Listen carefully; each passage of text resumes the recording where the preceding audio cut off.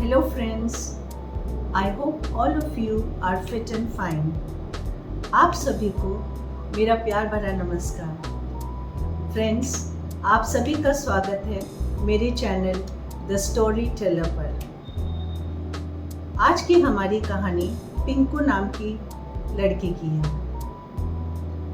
Doctor Pandey पिछले कई सालों से उत्तर प्रदेश के एक छोटे से गांव के पीएचसी में एज अ फिजिशियन कार्यरत है। जब उन्होंने ज्वाइन किया था तब पिंकू मात्र 10 या 11 साल की थी। डॉक्टर पांडे ने यह नोटिस किया कि रोजमर्रा तो मरीज आते ही रहते हैं, लेकिन पिंकू नाम की ये छोटी सी लड़की महीने में कम से कम 2 या 3 बार आती ही थी और हर बार उसे कहीं ना कहीं चोट लगी रहती थी। आती मरहम पट्टी करके चली जाती। वो उससे पूछती, पिंकू आज तुमने कौन सी शैतानी की? कुछ नहीं कहती, हंस देती, बस पट्टी करा के चली जाती। ऐसा क्रम 5-6 महीने चला। एक दिन पिंकू आई, उसके हाथ में एक कट का निशान था। डॉक्टर पांडे देखते ही समझ गए कि ये कट का निशान कोई चोट नहीं है, ये किसी न किसी ने किया ही हुआ है, ये अपने आप नहीं हो सकता है। उन्होंने पिंकू से पूछा, क्या हुआ बेटा, क्या तुम्हें किसी ने इस जगह पे चोट दी है या किसी ने कोई चाकू से तुम्हें इस तरह से किया या ब्लेड से किया? उसने कहा, नहीं तो डॉक्टर साहब, मेरे से खुद से हो गया। मैं पेंसिल की नोक बना रही थी, मेरे हाथ से ब्लेड फिसल गया, इस तरह हो गया।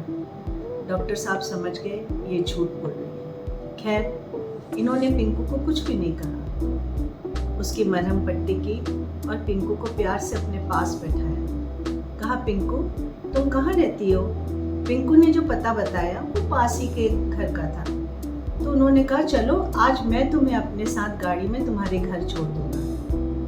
डॉक्टर साहब ने आधे घंटे में सारे मरीज निपटाए और पिंकू को अपने साथ गाड़ी में लेके उसके घर पहुंचे।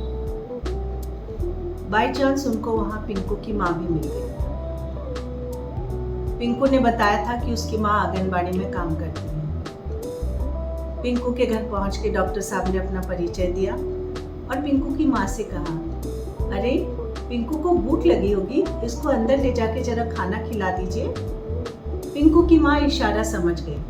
वो पिंकू को अंदर ले गई और उसे खाना देकर बाहर आई।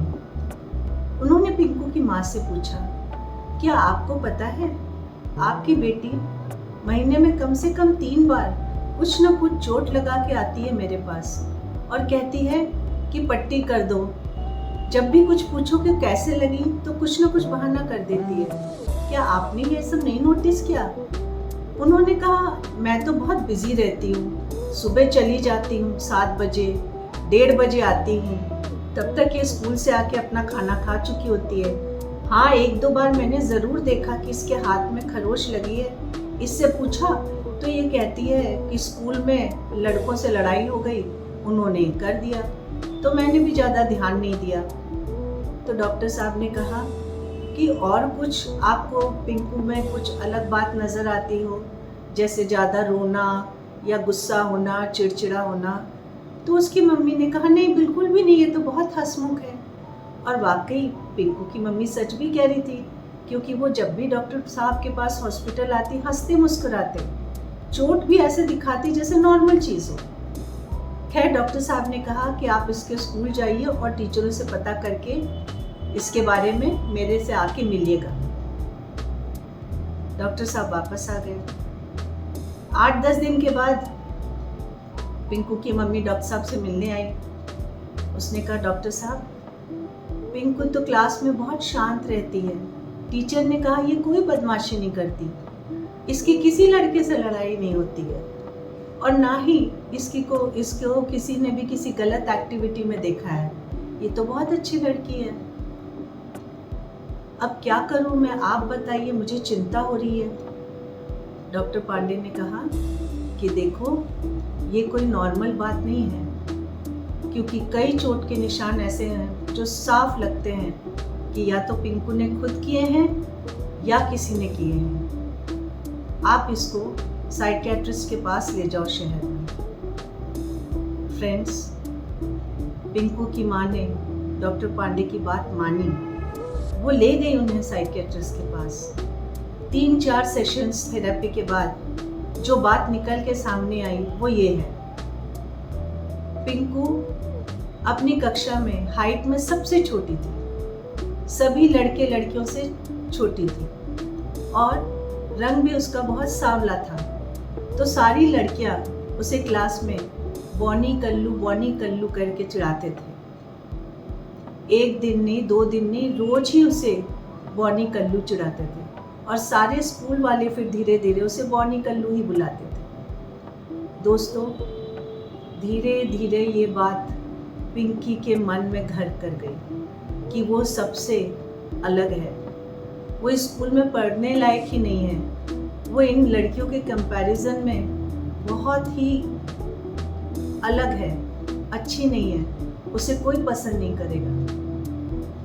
और एक दिन दोस्तों, जब वो घर आके खाना खा रही थी, हाँ दोस्तों, ये बात पिंकू ने खुद बताई साइकियाट्रिस्ट को कि जिस दिन वो घर आके खाना खा रही थी तो उसको लगा कि मैं थोड़ा नींबू भी ले लूँ, दाल के साथ स्वाद लगेगा।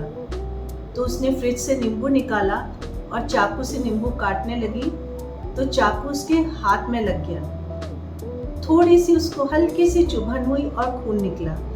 तो उसे वो चुभन से बहुत मज़ा आया, उसको एक थ्रिल मिला। उसको लगा वाह, ये तो बहुत अच्छी चीज़ है, थोड़ा सा चाकू से थोड़ी सी टीस उठ रही है और खून निकल रहा है। एक दिन उसने ऐसे ही सोचा कि फिर से ये ट्राई करके देखती हूँ। उसने क्या किया, छोटा सा ब्लेड जिससे वो पेंसिल की नोक बनाती थी, उसको हल्के से अपनी फिंगर टिप पे लगाया। तो फिर छोटा सा सेंसेशन हुआ जैसे किसी ने नीडल प्रिक की और खून निकल आया। और इस बात में धीरे धीरे पिंकू को मज़ा आने लगा। वो अपना फ्रस्ट्रेशन, अपना पेन अपने को खुद ही दर्द देके निकालने लगे। दोस्तों, ये एक साइकियाट्रिक कंडीशन होती है। इसमें व्यक्ति अपनी फ्रस्ट्रेशन, अपनी टेंशन, अपनी एंजाइटी इसी तरह निकालता है, अपने को दुख देकर, अपने को पीड़ा देकर। और इसको कहते हैं self harm. Self harm with no intention to commit suicide, यानी अपने को चोट और पीड़ा पहुंचाना, पर सुसाइड करने के लिए नहीं, सिर्फ एक थ्रिल पाने के लिए। और ये कंडीशन कभी कभी बहुत घातक होती है। दोस्तों, ऐसी कंडीशन बच्चों की तब होती है जब हम उनकी छोटी छोटी बातों को नज़रअंदाज करते हैं या छोटी छोटी बातों में उनको इंसल्ट करते हैं या फिर उनकी तरफ ज़्यादा ध्यान नहीं दे पाते हैं। अक्सर आजकल के माँ बाप दोनों नौकरी वाले होते हैं, वो अपने बच्चों पे रोज़मर्रा की ज़िंदगी में क्या हो रहा है ये पूछने का टाइम नहीं होता है। और बच्चा अकेले अकेले मन ही मन कुछ ना कुछ निष्कर्ष निकाल के अपनी झल्लाहटों का, अपनी उलझनों का, अपनी फ्रस्ट्रेशन का अलग ही रास्ता निकाल लेता है। ये उनमें से एक रास्ता है। फ्रेंड्स, अपने बच्चों को टाइम दीजिए। मैं नहीं चाहती कि कोई भी बिटिया पिंकू बने। पिंकू को समय रहते बचा लिया गया। आज पिंकू एक गवर्नमेंट कॉलेज में नर्स है और बहुत अच्छा कर रही है। शायद उसकी अगले साल शादी भी होने वाली है, ऐसा पिंकू की माँ ने बताया था मुझे। दोस्तों, हर लड़की को पिंकू की तरह नहीं बचाया जा सकता। समय रहते सब कुछ करना ही हमारे हाथ में है। Thank you friends.